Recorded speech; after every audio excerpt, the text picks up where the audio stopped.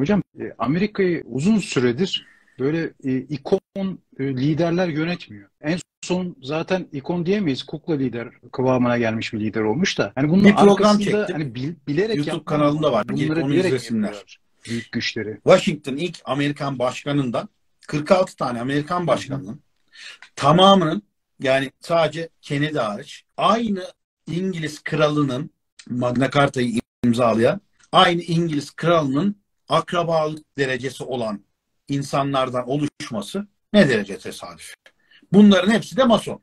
Şimdi Amerika'yı kimler yönetmiş, siz bunu önce bir anlayalım. Ondan sonra kuklalarda kimin kuklası, bunu da anlayalım. Peki bunu anladıktan sonra var, detaylı açıkladım, yani bunlar bilimsel, kayıtlı, raporlu, belgeli iddialar. Peki Amerika'yı yönetiyor bu kadar dönemdir, 46 seçimdir Amerika'yı bir şekilde, hileli bir şekilde olmasa tesadüfen seçilebilir mi? Tesadüf olabilir mi? 330 milyon nüfusta 46 kere 1, 2, 3, 4, 5, 6, 7, 8, 9, 10'a piyango çıkar mı 46 kere? Var mı bunun örneği? Gösterin bana o zaman. Varsa yani. Hani bunun matematiksel denklemini yapsınlar yani. Trilyonda sıfır çıkar yani. Baktığınız zaman burada bir bit yeniği var. Amerika'da bu uygulandı da diğer ülkelerde uygulanmadı mı sorusunun bir cevabını hep beraber bir araştıralım. Ve ondan sonra da şu soruya gelelim ki ülkemizi yakından ilgilendiriyor. Bu bir şekilde, bu sistemi bir şekilde istedikleri gibi yönetme durumunu ispatlarıyla onlarca yıldır, hatta 100 yılı aşkın süredir uygulayanlar bunu başka ülkelerde ve Türkiye üzerinde uygulayabilmişler mi, uygulamışlar mı ve uygulayabilirler mi sorusunu lütfen zamanımız varken çok iyi araştırın. Ve hani bir şey yapacağız diyoruz ya, hepimize yapacak şey var. İşte bu uygulamalara izin vermemek için hepimiz elimizden geleni yapmak zorundayız. Çünkü bunlar uygulanıyor. Sadece ülkemizden bahsetmiyorum. Diğer tüm ülkelerde bu hileler, hurdalar, başta Amerika olmak üzere. Oslo'da davası oldu. Bunları hep paylaştım sosyal medyada. Kullanılan programların sahte olduğu. Hiç dokunmazsan %51 çıkardı. Yazıyorsun %65 yazıp enter'a basıyorsun, %65 çıkıyor yani. Sen istediğin kadar oy kullandığını zannet. İstediğin kadar seçim var zannet. Cumhuriyet var zannet. Bunlar hepsi bir tiyatro gösterisi. İşte uyanmak ve bir şey yapmak derken bundan bahsediyorum. Yani o yüzden bunları anlamadan bunlara karşı gelme şansımız yok. Anlayınca peki bir iş bitiyor mu? Hayır, %50. Biliyorsam en azından yani düşmanın kim olduğunu tanıman lazım. Belki savaşı kazanabilirsin, kazanamayabilirsin. %50. Ama eğer sen düşmanını görmüyorsan %0 şans. Hiç olmazsa %50'ye gelir. Ki savaşacak bir ortam çıksın. Ya, mücadele edecek bir şey yapalım. Yani biz neyin mücadelesini verdiğimizin farkındayız. Yanlış şeylerle uğraşıyoruz biz. O yüzden de ne oluyor? Hep onların istedikleri oluyor. O hep öyle denk geliyor. Hep biz zararlı çıkıyoruz. Yani ekonomik, maddi, manevi her tür biz kaybediyoruz. Türkiye kaybediyor. Türk milleti kaybediyor. Yani işte artık bu kayıplara bir dur deme vakti. Ama geliyor. Bu arada müthiş bir uyanış var Türkiye'de ve dünya üzerinde. Yani tahminlerimin çok ötesinde insanlar artık Anya'yı Konya'yı anlamaya başladılar.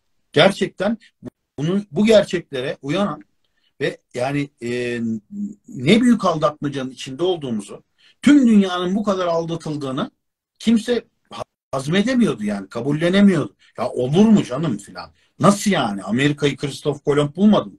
Bulmadı kardeşim, bulmadı. Christoph Kolomb kim ya?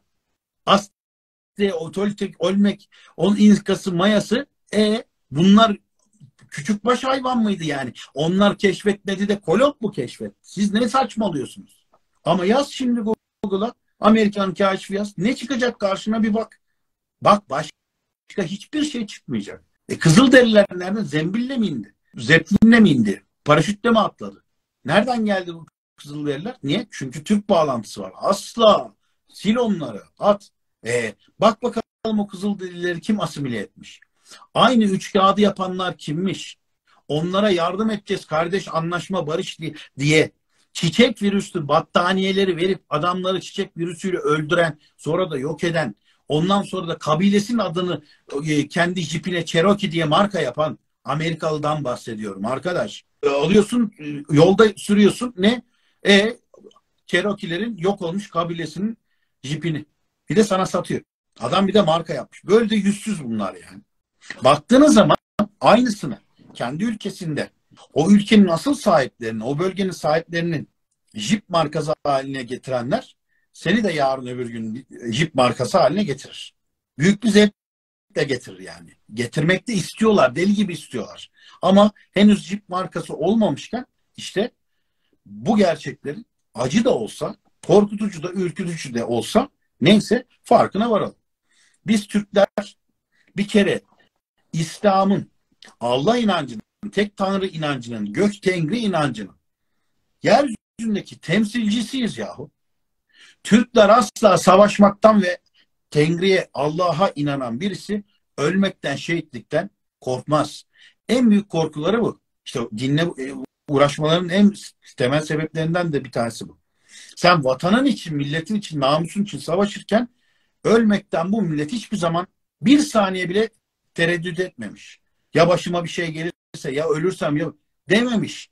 Ve bunu çok iyi biliyorlar. Biz o moda tekrar girersek bunların başında dünyada en büyük belayı açabilecek bence toplum yine bu Türk DNA'sı taşıyan. Bu sadece Türkiye Cumhuriyeti'nden bahsetmiyorum. Dünyanın her yerinde Türk var.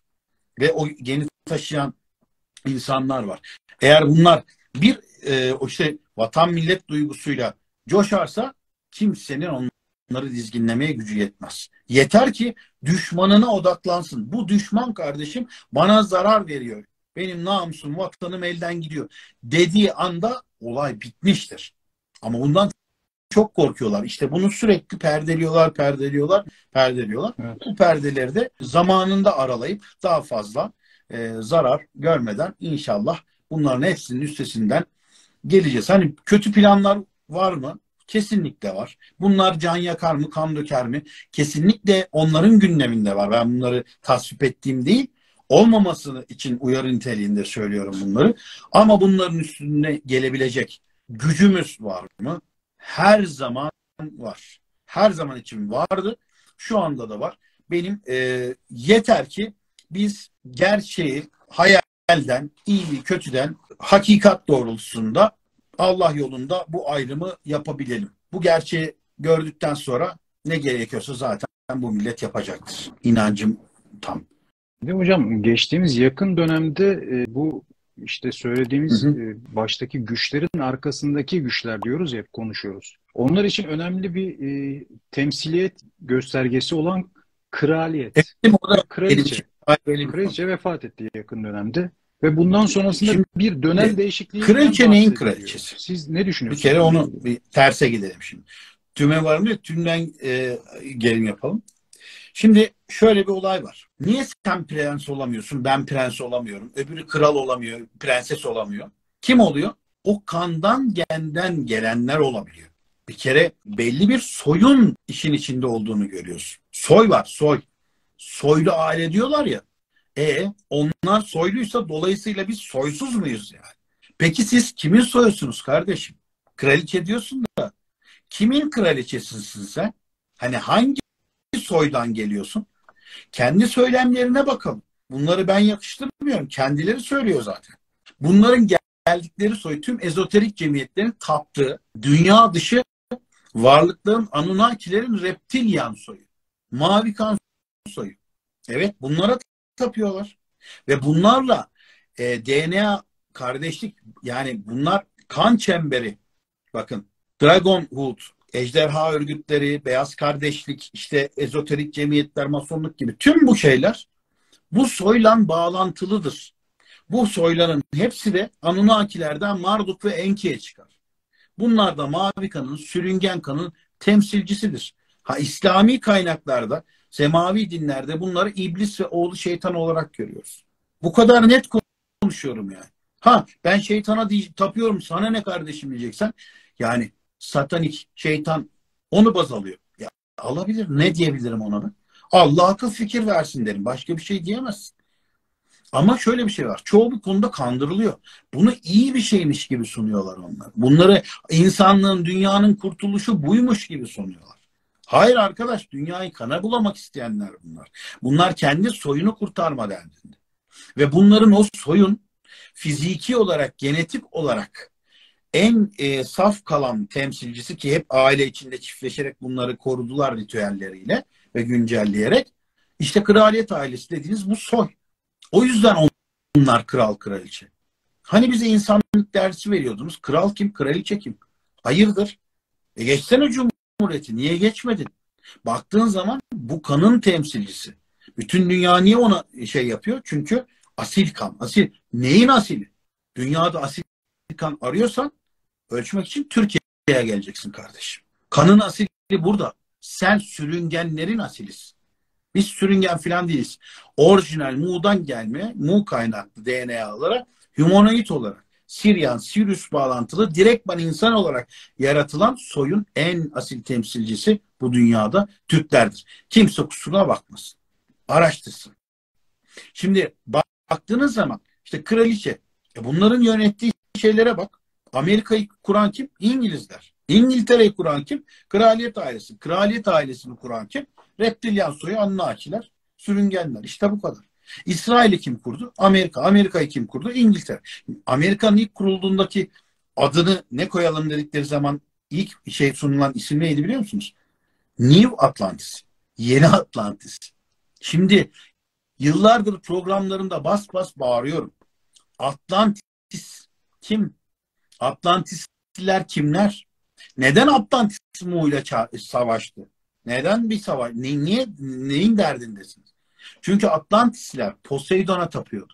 Poseidon'un ağı Atlas, Atlantis'i kuruyor. Atlas, Atlantis. Ondan sonra bakıyorsunuz burada sürüngen ve mavi kan Enki ve Mardu yine aynı şeyde Pantheon'un başında görmek mümkün. Bunların uzantıları kim? Ezoterik cemiyetler. Kan bağlantısı kim? Kraliçe Elizabeth. Söyle, daha ne diyeyim? Şu söylediklerimi anlayana 20 sene kazandır. Buyursunlar, araştırsınlar. Ama dikkat edin. Nereden araştırın? Sen gidip de İngiliz'in Muatlantislilerin sürüngen ansiklopedisi Grolier British ansiklopediden araştırırsan anca tersini bulursun. Sevgili izleyenler. Yıllarca biz British ansiklopedileriyle Grolier'le büyümedik mi? Onları gazetelerden kupon kupon alıp böyle kalın ciltleriyle eve koymayı bir marjinallik göstergesi, kültürel bir şey zannetmedik mi? Bize böyle sunmadılar mı bunlar? Bunlar kendileriyle, bu satanik ilişkileriyle ilgili ne kadar gerçek bilgi verdiler zannediyorsunuz? O kendi ansiklopedilerinde. Onların iddialarını, onların bilim diye bize sunduklarıyla beynimizi yıkadılar, zehirlediler bizi. Ve biz hala 1071'de işte Malazgirt'te Türkiye'ye geldik filan zannediyoruz. Ne kadar acı bir şey. Ne kadar acı bir şey. Vatan haini olmak lazım bunları kabul etmek için. Bir Türk'ün bunları kabul etmesi bana vatana ihanet olarak geliyor. Sen bu kadar şanlı tarihini bilme, araştırma. Ondan sonra el alemin gavurunun sana direttiği, dayattığı tarihle kendine kılıf biç, bunu da bilim diye, tarih diye derslerde öğrencilere okut. İşte biz bugün yaşadığımız sorunlar ta bu altyapının bozukluğundan, çarpıklığından geliyor. Yıllarca tarihimizi İngilizlerden, Almanlardan, Ruslardan öğrendik. Neden? Senin ekonomik gücün yok, savaştan çıkmışsın, Türkiye Cumhuriyeti yeni kurulmuş. Yani sen karnını doyuracaksın, arkeolojik kazım yapacaksın. Hep böyle 10. 100. sırada bırakılmış yani. Geride kalmış bu çalışma. Sen geride yapamazken gelip başkası yapmış, yazmış kitabı, sana bilimsel kaynak diye göstermiş. Arkadaş, onlar onun kaynağı.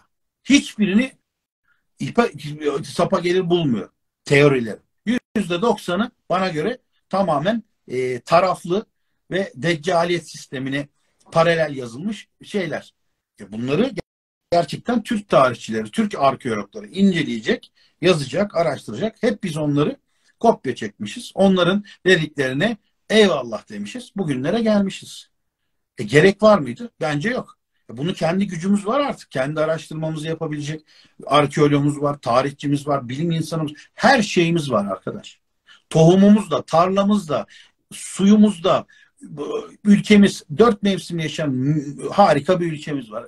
3 tarafı denizlerle çevrili. Daha ne istiyoruz? Yeter. Yani bu sömürge düzeninden çıkalım, silkilelim, gerisi gelecektir. Yani bu baktığınız zaman tarihte sıfırlanacak. Bu tarih, bilinen tarih çocuk masalı bile değil. Evet, bunu ünlü tarihçiler söylemiş, ben de tekrar ediyorum. Kesinlikle katılıyorum. Ama bu tarihin başrol oyuncusu gerçekte her zaman dönecek, dolaşacak ve Türkleri işaret edecek. Bunu göreceğiz. Görmeye de başladık. Ama bundan müthiş bir rahatsızlık duyan bir kitle ve bunu örtmeye çalışıyorlar. Ne oldu Göbekli Tepe? Ne oldu? 12 bin sene önce maymunlar muz peşinde koşuyor diyordunuz. Şimdi 50 tonluk taşlardan kabartma heykeller yapıldı. Astrolojik hizalanmalar var. Ne oldu maymunlara? Bir anda ortadan yok oluverdi. Bunlarla doçent oldunuz, profesör oldunuz. Çıkıp bir özür dileyin bari kardeşim. Biz böyle böyle söylemişiz, yanlış söylemişiz. Ama yok, böyle bir delikanlılık yok. Herkes saldırıp o eski de olsa dokunma, eski köye yeni adet getirme. Gidiyor çünkü temelden çökecekler. Arkadaş, o temelinizi, kendi tarihinizi, kendi ülkenizi, kendi arkeolojinizi baz alarak kurmazsanız o temel bir gün çöker zaten. Bu yanlıştan bir an önce dönmek lazım. Yani burada Alman'ın, Rus'un, İngiliz'in, Amerikalı'nın tarihiyle kendine temel örmemek lazımmış. Bunu görüyoruz yani. Yani baktığınız zaman dünyanın her bir yanında inanılmaz eskilere giden çok ileri medeniyetlerin örnekleri var. Bunların da hepsi birbiriyle bağlantılı. Daha da işi çıkmaza sokarcasına. Dünyanın her yerinde var. Hem de her tarihinde var. Bunlar gün yüzüne çıkıyor artık. Bunlar gün yüzüne çıktıkça dünyada kaos. Bunlar gün yüzüne çıkıyor, kaosu arttırıyorlar. Neden? Çünkü gerçekler artık anlaşılmak üzere. Gerçekleri, dinlerin, mitolojinin, tarihin, insanlık ve dünya tarihinin gerçek hali artık ortaya çıkmak zorundadır diyorum ve yavaş yavaş da çıkıyor. Aklını kullananlar, yeterince araştıranlar bu gerçekleri önden görüp bu gerçeklere göre hayatı yaşamaya, davranmaya başlıyorlar. Ama bunlar çok azınlıkta. Bu azınlığın çoğalması, hakikati hep beraber görebilmemiz için herkesi bu konularda derin araştırmalara davet ediyor. Kraliçe ve Biden'la ilgili çok videolar yayınlandı bu ara. Onların aslında reptilyan olduğunun kanıtı diye belli farklı kurgu mu diyeyim artık nedir? İşte kulağına baktılar, işte şurasına baktılar. Bu tarzda insansı reptilyanlar var mı? Bence vardır. Ama kraliçe ve şeyler bizzat reptilyan mıdır? Hayır. Bir reptilyan olmak, sürüngen olmak, kuyruklu pullu o etrafta dolanmak anlamına gelmez. Kanında, DNA'sında reptilyan genetiğini taşıyan bakın varlıklardan bahsediyoruz. Bu insan görünümüydü. Ama yani Prenses Diana'nın el yazması bir mektubu olduğunu ve burada insan kanı içerek sürüngen varlıklardan insan şekline dönüştükleri ayine bizzat gözüyle tanık olduğunu ve onların da bunu fark ettiği için kendini öldüreceğini yazan Prenses Diana, ben değilim. Şimdi bunu örtüşen birçok şey de var. Bilgi de var. Mesela Prens Charles şey yapıyor, çıkıyor. Diyor ki ben reptilyan değilim diyor. Şimdi bak, böyle bir açıklama yapmak bile aslında yani ben reptilyan değilim. Anneannem, babaannem, dedem değil demiyor. Ben reptilyan değilim. Bakın bu bile aslında kendi şeylerini kabullendiği anlamına gelir. Ama reptilyan derken yani böyle yaratık hali. Tamamen dönüşme insan, işte bunu şöyle iddialar var. Bu %100 bilimsel bir iddia değil ama ben bu bilgiyi paylaşıyorum. İnsan kanının içindeki bir madde bunları insan formuna dönüştürebildiklerini ve sürekli insan kanı belli ayinlerde, sürelerde, dönemlerde tüketmek zorunda olduklarını, bunun içinde bir sürü çocuk kaçırma olayının, pedofili olayının bu sapkın ritüellerle ilgili olduğunu iddia eden bir sürü şey var. Ama bunun haricinde de mesela çok enteresandır. Bunları araştırsınlar. Artık aradaki bağı kabul edip etmemek herkesin kendi vereceği karar. Kraliçe Elizabeth ondan sonra bir ilkokul çocuklarından böyle 20 kişi 30 kişi falan böyle pikniğe gideceğiz falan diye alıyorlar çocukları böyle. Ondan sonra götürüyorlar. Çocuklardan bir haber yok. Ve mahkemeler açılıyor, şeyler açılıyor falan. Ya diyorlar işte çocuklar kaybolmuş, şu olmuş, bu olmuş falan. Gerçekten araştırdım ya, dedim böyle bir şey olabilir mi yani? Kraliçeyle beraber çocuğunu yolluyorsun. O 20 tane çocuk yok oluyor. Yani böyle bir şey örtbas edilebilir mi? Etmişler. Vay. Gerçekten böyle bir olay var. Yani Yani Royal pikniğine baksınlar, gönderiyorsun bu çocuğu. olayları Kraliyet incelesinler. ailesiyle Şimdi sözde. bu Çocuklar gelmiyor. olay gerçek ve iddialara bakıyorsun. Ondan sonra ya olabilir diyorsun yani, tutarlı. Bu hareketler tutarlı. Ve bunun gibi yüzlerce olay var. Yani sadece Elizabeth hakkında değil, başka e, dünyaca ünlü siyasilerden, insanlardan, aktörlere kadar bir sürü şey var. Çıkıp bunlar kendileri ünlüler televizyon programlarında açıklıyor. Şimdi bunları araştırdığınız zaman çok işler bambaşka yerlere gidiyor. Ve bunların da tabii ki cevaplanması gereken başka bir sürü soru çıkıyor. Ve bu reptilian olup olmamak, önemli olan şudur. Kendi bizzat reptilian mı? Bilemezsiniz. Bir reptilianın kontrolü altında da olabilir. Yani reptilianı şöyle düşün.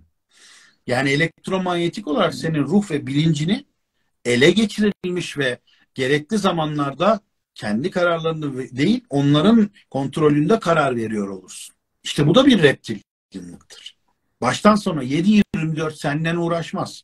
Gerekli bir imza atarken evet'e atacağına hayır attırır. Ruhuna müdahale eder, zihnine çeker gider.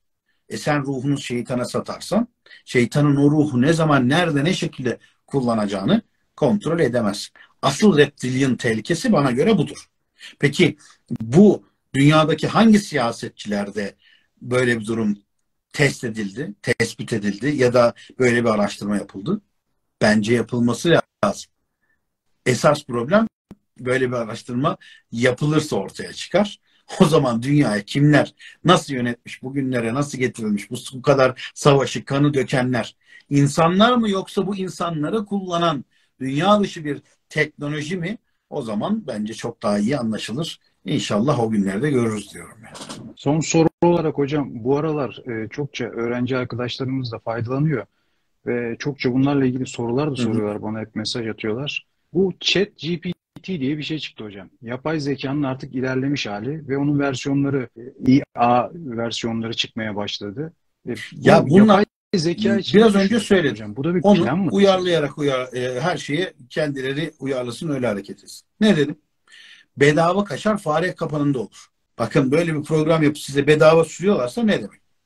Senin bir kere yapay zeka ile, o yapay zeka senin verdiğin komutları eleştirip bir sonuç ulaşıyor. Senin IQ'nla ilgili, senin düşüncenle, senin konularına ilgili, seninle ilgili verileri bir yapay zeka olarak toplamıyor mu zannediyorsun?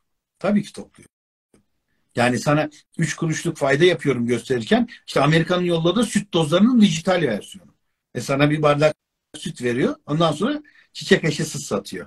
Çünkü virüs bulaştı sana. Şimdi o yapay zeka kullanıyorsun. Kim bilir telefonda hangi verilere ulaşıyor. Kim bilir senin o sorduğun sorulara nasıl ilişki. Bak, şunu merak ediyor. Şu ülkede şu konuyla bu kadar uğraşan var. Sen şu tabii canım, asıl yapay zekayı sen kendi datalarını ona sunmuş oluyorsun. O programı yükleyerek, o programın işte erişim kodlarına vererek. Tabii ki bunların arkasında da çok önemli bir zihniyet var. Bundan kaçabilir miyiz? Hayır.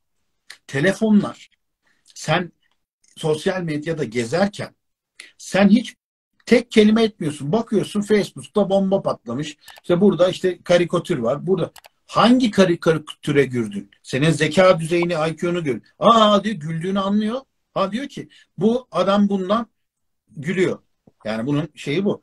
Bu kadar aptalca bir şeye gülüyorsa bu adam aptal diyor. Çok çentiye atıyor. Ondan sonra bir haber var. Mesela işte şehit haberi var. Üzüldüğünü anlıyor. Retinamdan, göz bebeğinden tek kelime etmene gerek yok. Sonra ekranı dokunuyorsun ya, ekranı dokunduğun elektromanyetik değişimden sen ne hissettiğini anlayabilecek teknolojiler var. Yani sana okudum geçtim zannediyorsun. Okuyup geçmedin. Adam sana o bilginin sende yarattığı datayı topladı sende. Şimdi yapay zeka bu işte. Ve burada sen her gün binlerce datanı bu insanlara yolluyorsun. O zaman telefonda kullanmayalım. Televizyonu da kullanmayalım. Bilmem ne yapalım. Oduna sürterek ateş yakman lazım. Ona da fırsat vermiyorlar. Gene vergi ödeyeceksin. Gene okula gideceksin. Gene bilmem ne yapacaksın. Gene hani odunla ateş yakayım, işte avlanayım, ondan sonra işte 2 tane hayvan vurayım, onu kızartma yapayım yiyeyim falan. Yok. O da yok. Mecbursun. Bu sistemin içine mecbur atılıyorsun. Hocam çok ilginç bir şey anlatayım mı size? Geçen hafta Baba filmini hepimiz biliriz, bu Godfather serisini. Bir hafta sonu açalım dedik, filmi izleyelim dedik. Filmi izledik, bitirdik. Sonra telefonu Ya elime aldım. Bir ben baktım, dinliyor. Baba filminden kesitler, bütün videolar önüme geldi. Yani hiç Aynen. kimseyle Baba filmiyle ilgili bir şey konuşmamış. Sadece filmi izledik yani orada. Ve Şimdi orada bu geri dönüşü gözükünce olan bir şey. şaşırdım gerçekten de. Yani Neden? hiçbir şey Çünkü yapmamıza gerek yok. reklamları kullanarak ondan sonra sen hiç evinde köpek yok. Aa, köpek maması, köpek maması. Sana köpek maması reklamı geliyor. Hiç girmemişsin, yazmamışsın, aramamışsın. Daha önce öyle bir siparişin olmamış. Ne alaka? Sadece konuştuğunu bile yapıyor. Peki köpek mamasını algılayarak sana bunu inceleyip gerekli mercilerden dönütünü alıyorsun. Ya siyasi konular, ya ekonomik, ben paramı şu bankaya yatıracağım, şu banka batacakmış, duyum aldım dediğin zaman, ya da borsada ben şuraya yatırım yapacağım, bütün paramı altına yatıracağım. Bu verileri toplamıyor. Sadece köpek mamasını mı topluyor? Baktığınız zaman işte bilgiyi kim yönetirse, frekanslara kim hakim olursa dünyayı da onlar yönetecek, onlar hakim olacak. O yüzden bu konularda gereken özeni, teknolojik ve bilimsel altyapımızı kesinlikle muasır medeniyetler seviyesine çıkarmamız lazım. Başka çaresi yok. Demişler ki kraliyetin sonraki temsilcisi kim olarak Şimdi görüyorlar? kraliçenin Yani kraliçenin dönemi yerine kapandı. kimi görüyorlar? Bakın, burada şöyle söyleyeyim. Kraliçe Hı gerçekten hı. öldü mü ben bilmiyorum. Ama kraliçenin ölümünde kimle alakadar? Biliyorsunuz, kocaman boynuzları olan bir keçiyi böyle bütün dünyanın gözü önünde, en önde, her cenaze töreninde, ya bu hayırdır, ne alaka dediler. Neymiş? Oradaki bandonun sembolüymüş. Ya bandonun sembolünün kraliçenin şeyinden daha öne geçmesi mümkün olabilir mi sizce? Yoksa Baphomet denilen keçi kafalı şeytanı mı bize kimin hani izinden gidiliyordu diye sembolize ettiler. Tabii bunları herkesin kendi yorumuna bırakıyor. O yüzden biri gider, biri gelir. Kraliçe zihnen belki başka birine ruhunu aktardılar. O manyetiği başka birine, ya da onun içindeki ruhu aldılar. Yani o içini ele geçirmiş olan varlık o bedeni bıraktı, başka bedene geçti. Bakın, alternatif çok fazla. Yani bizim görerek algılayacağımız perdenin önündeki şekille görmeden bunlara konu ve malzeme olan temel altyapı birbirinden çok farklı olabiliyor maalesef ki. Bunları görmek ve gerçeklere ulaşmak da hani biz katman katman araştırmayı gerektiriyor. Gerçekten zor. Ama şöyle bir şey var. Artık bu kraliyet sisteminden çıkılıyor. Bu bunun göstergesiydi bir. İkincisi, şöyle bir haber vereyim. Bu dünyayı yöneten 12 aile vardı ya. Ondan sonra işte Rothschild'lar, Rockefeller'lar, işte Lee ailesi, şu ailesi, bu ailesi. Ondan sonra bu ailelerin de artık fişi çekildi. Bakın, çok önemli bir iddiada bulunuyorum. Bu ailelerin de artık Öyle fişi mi? çekildi. Daha başka bir format geliyor. Ve bu aileler tabii ki bu gücü bırakmak Hmm. istemiyorlar. Bu kadar şey elde etmişler, bu kadar ya, tamam sizin işiniz bitti, aferin. Ama artık bundan sonra oyunun içinde siz yoksunuz deniliyor. Kendi aralarında bir formatlama, yeniden şekillenme, yeni bir oluşum var. Yeni dünya düzeni derken ben eskiden hep bizim dünyamız için yenilenmeden bahsediliyor zannediyordum. Hayır, kendi dünyalarını yeniden şekillendiriyorlar. Ve onlar bunu isteyerek yapmıyor. Daha üst rütbeli, o tapındıkları tanrıların daha üst rütbelilerinin müdahalesi söz konusu. O yüzden gıklarını çıkartamıyorlar.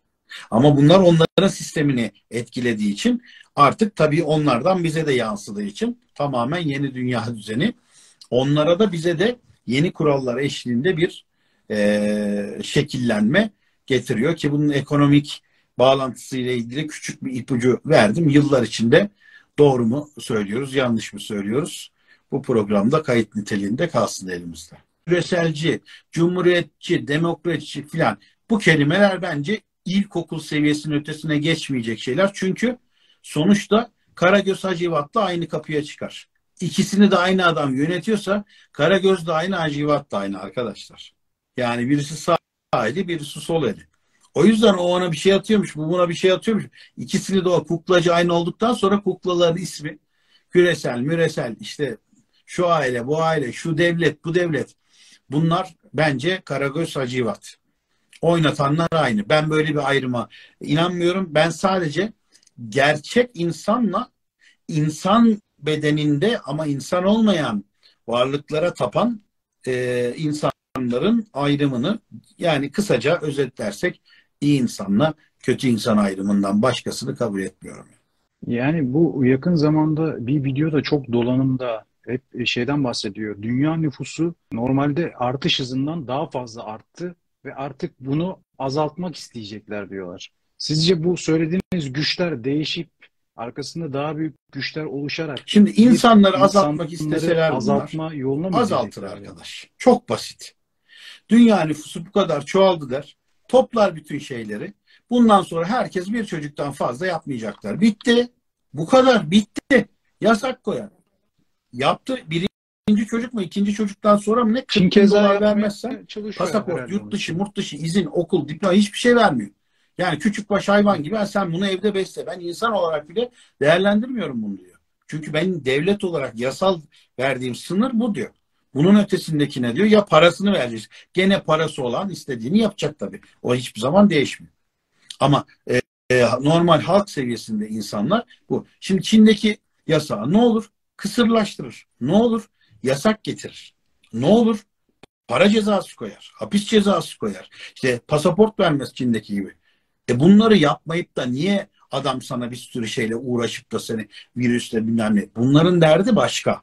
Ha, nüfusu azaltmakta en ufak bir çekinceleri var mı? 500 bin kişi ölmüş, 1 milyon kişi ölmüş, 10 milyon kişi ölmüş. Bunlar zevk duyar. Çünkü negatif güçlere tapıyorlar. Negatif güçler ölüm, savaş, kan dökme, hastalık bunlarla besleniyor. Onlar için bir açık büfe adeta bu olaylar.